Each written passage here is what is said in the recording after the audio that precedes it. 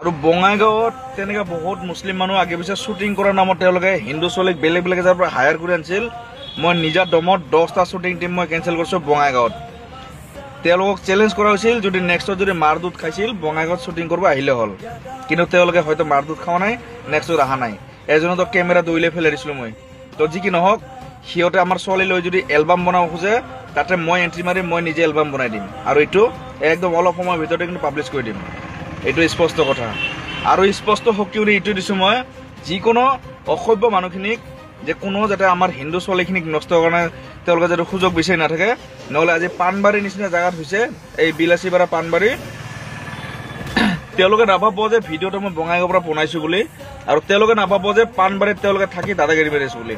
Bongaigaon town হয়, Dhubri town হয়, বা য'ত তেওঁলোকে দাদাগিৰি মাৰি তাৰে পৰা যদি দাদাগিৰি মাৰে, যদি নেক্সটত যদি টাউনত আহে ঠেং ভাঙি দিম, চিধা কথা। কোনো ছোৱালীক যাতে নষ্ট কৰাৰ সুযোগ তেওঁলোকে নিবিচাৰে, একদম লাষ্ট সকিয়নি মোৰ এইটো ফালৰ পৰা। কেৱল মধুস্মিতা দাস বুলি নহয়, 1000টা ছোৱালীৰ কাৰণে মই শত্ৰু হ'বলৈ প্ৰস্তুত আছোঁ। আৰু এটা ৰিকুৱেষ্ট কৰিছোঁ মই আমাৰ সনাতনী ছোৱালীখিনিক যে কমচে কম মুছলিমৰ পৰা 12 হাত নহয় 20 ফুট দূৰত থাকক।